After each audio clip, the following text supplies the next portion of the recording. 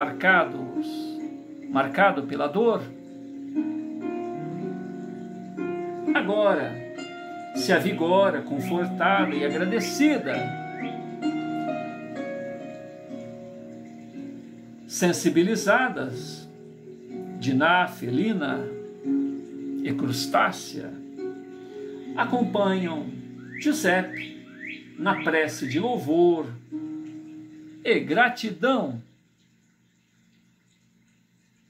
pelas dádivas recebidas.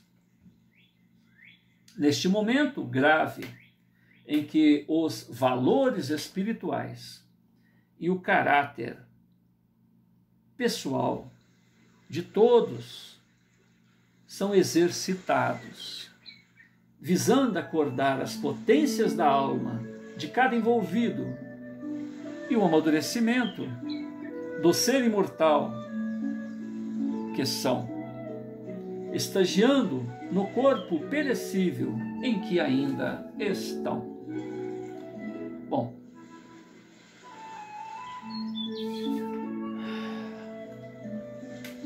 algumas correções ainda têm que ser feitas nesse último parágrafo. Daqui para frente,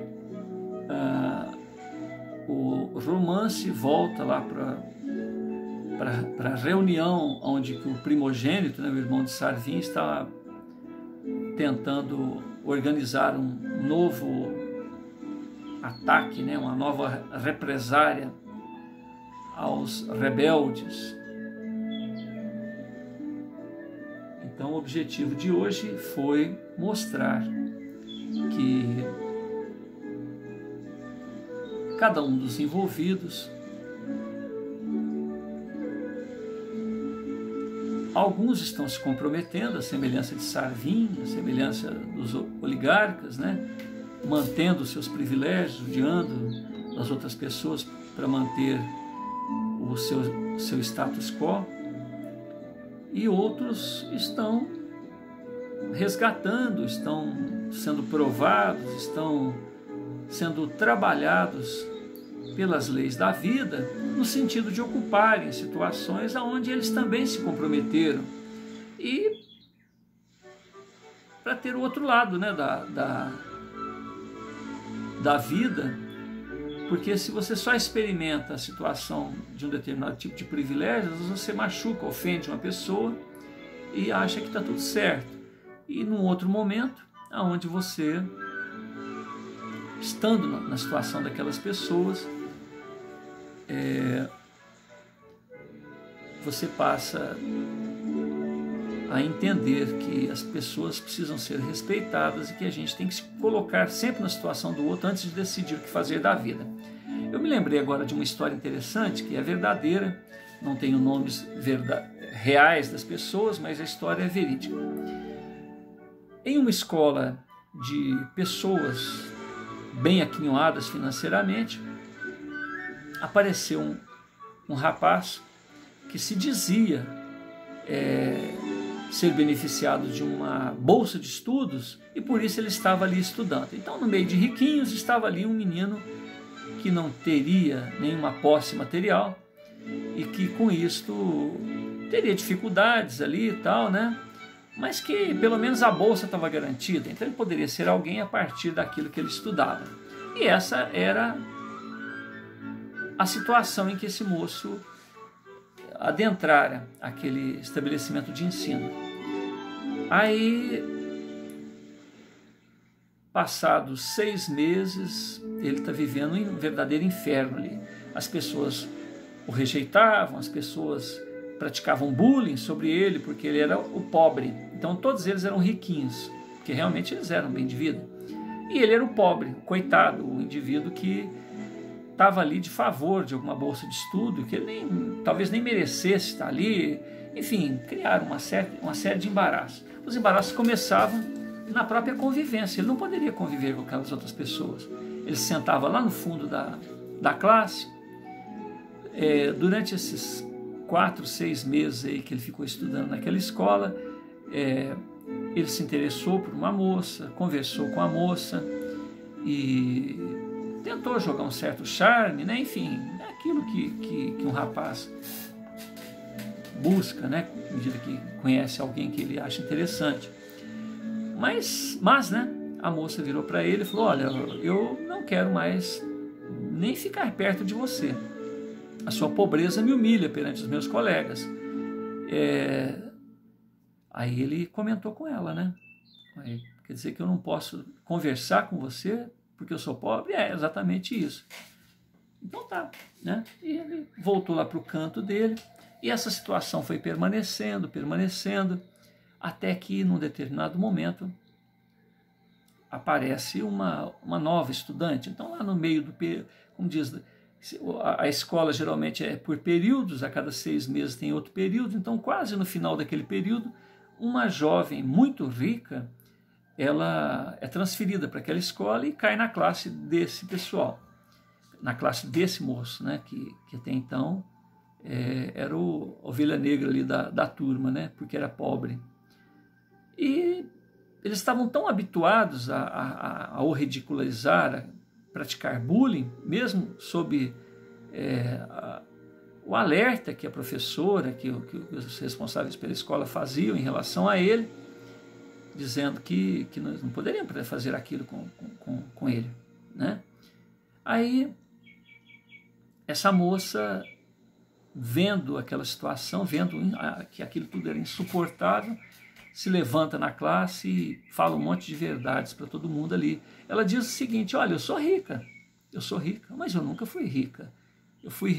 Minha vida melhorou há pouco tempo, meu pai teve sorte, descobriu alguma coisa lá na cidade dele, ou começou um negócio lucrativo, ele enriqueceu de maneira muito, né, muito rápida, e ela pôde então ter acesso àquela escola, mas que ela estava envergonhada, porque ela sempre foi pobre, e ela estava ali devido a um momento de sorte, um momento de privilégio, de graça, né, da divina que a família dela teve, de ter melhorado, e que ela se sentia envergonhada, porque ela sempre foi pobre e ela agora era rica, mas por um momento do destino.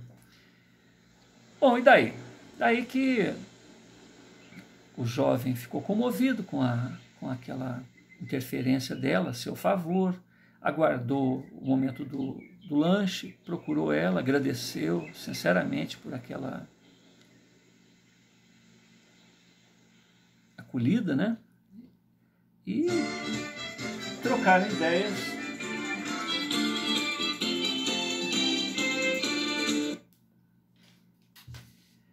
E ele, não se contendo, pergunta para ela se...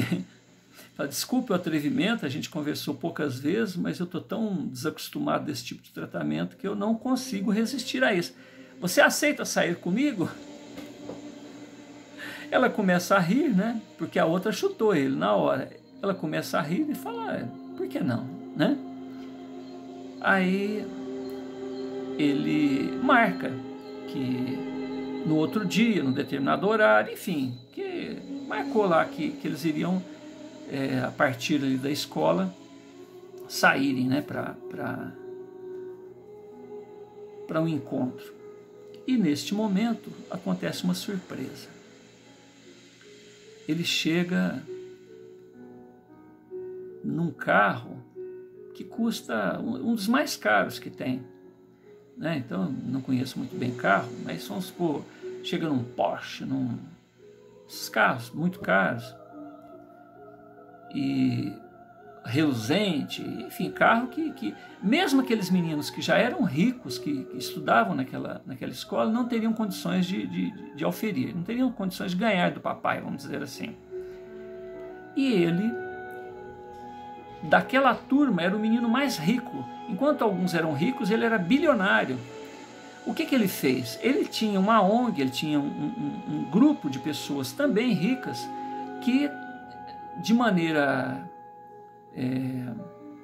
sigilosa, de uma maneira, como diz, fazer alguma coisa sem que as pessoas até soubessem que era ele que estava ajudando, ele ajudava então aquelas outras pessoas em dificuldade, estudantes que tinham, não teriam acesso à escola igual ele tinha.